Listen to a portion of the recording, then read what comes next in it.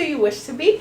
Then I have some tips for you. These practical tips will help any new homemaker make the best out of their homemaking. Tip number 1, dance. Just kidding. But you could. It'll be really fun. And we all know I'm all about making things fun. Tip number 1, establish a routine. When you are new to things can be a little bit more complicated in the beginning. Routines are going to be your very best friend.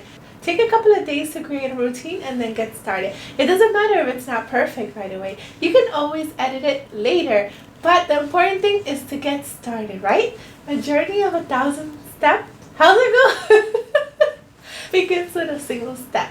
So in order for it to get far, you have to start. But you want to start with your routine in order to make things as less complicated as possible. I advise you to start with an evening, morning, and afternoon routine, and I do have a couple videos about that if you wish to know the ones that I follow. However, whatever works best for you and your family, that is the best routine because that's the one that will actually get done. Routines help you to get on track, get organized, make sure that everything gets done, and best of all, help to reduce the overwhelm. So if you don't have one yet, be sure you get started on that right now. Well, wait, don't go.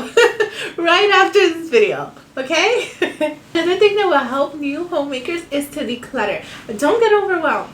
You can work 15 minutes at a time in each section of your home, but just know that when things are cluttered, it can make things more frustrating and harder to locate. Not only that, you might accidentally end up buying duplicates of things because you cannot see exactly what you have.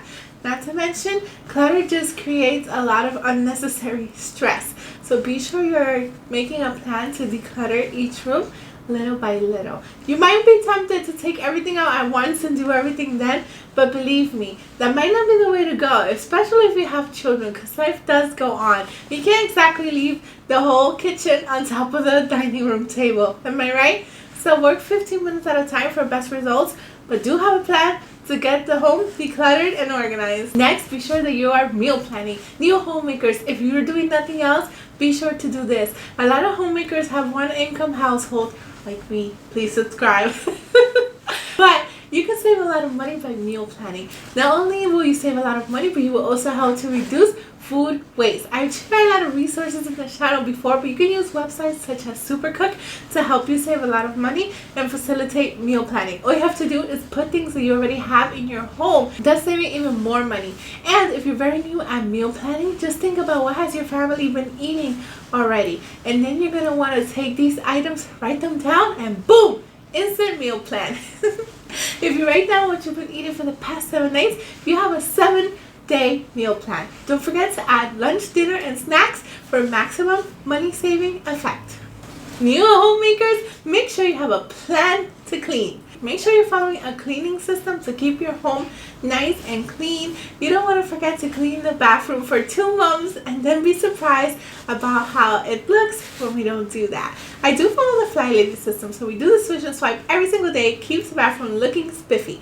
The first time will take a little bit longer, but after that, every single day, your bathroom will be perfectly spotless. Take it from me. I have a few embarrassing stories about how my bathroom used to be before, but now it's always nice and spotless, thanks be to God, with the help of the system that I follow. But again, do whatever works best for you. I will include a cleaning checklist in the description. If you want, you can get it for free. But just be sure that you have a cleaning system that works for you and your family. You want to include things that you clean daily, weekly, monthly, quarterly even, whatever works for you. But in order to reduce overwhelm as a new homemaker, you are going to want to have a cleaning system. If you like to work in rooms instead of different cleaning tasks, that's also something that you can do. Maybe first you want to start in the kitchen, then the living room, then the bedroom, and everything like that. Again, whatever works best for you is the plan that's going to work the best. I do happen to like the way the Fly Lady system breaks this down.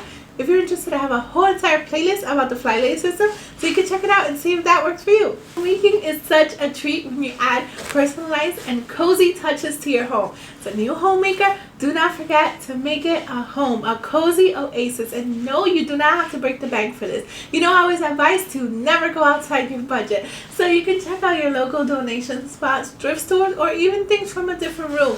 Maybe they might look better on another room. Do not spend money outside your budget. You don't want to go into debt, especially if you're a one-income household like me. You want to make sure you use every single one of your resources. Are you crafting? You can craft something.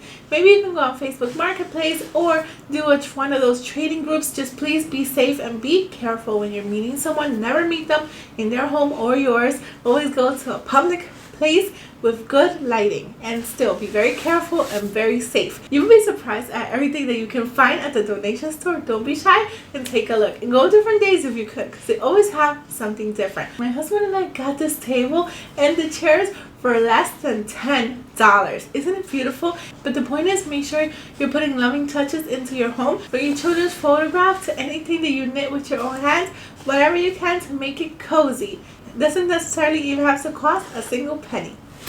Be sure to be taking care of yourself. As a new homemaker, things can get overwhelming pretty fast. Be sure that you're taking breaks. I know it doesn't seem productive, believe me. But in the beginning, I was the very same way. And I realized when I don't take breaks versus when I do, I'm a lot more productive when I allow myself to take a short break to recoup and re-energize myself. So be sure that you're taking breaks and taking care of yourself. You're doing a great and awesome job. Be sure that you still reserve times to do some of the things that you love. I know that Homemaker is a 24/7 job, but you're going to want to do these activities that have nothing to do with homemaking in order to recharge your homemaking battery. Trust me, it is very well worth it. So pick a hobby or two if you don't have any, and you'll be so glad that you did. As I mentioned earlier, there are a ton of things that you get to do as a homemaker. So in order to keep yourself organized, be sure you have a planner or a binder or a loose leaf, whatever it is that you have that you can afford. Just make sure you have some place where you're writing down everything so that you don't forget. I happen to have a control journal as well as a planner, but you choose whatever works best for you. If you are looking for an affordable planner though, I do sell one that is less than $20. I'll put the link down below if you want to help support. And also, it's a really super fun planner. You're going to really enjoy it. It has things all throughout the year, even quarterly. It will not let you forget your goals, and it even has bucket lists. And with every single planner that you buy, don't forget that you can help to increase the quality of this channel even more. You may or may not know, I'm not yet monetized, so everything I do comes out of our one income household. So if you can support and get the planner, go for it. And it will help you get organized as well. Be sure to check it out if it's within your budget, and I'll link it down below. Next, for new homemakers, I need you to stay flexible. Things can happen anytime. A wrench could be thrown on your day, but be sure that you are staying flexible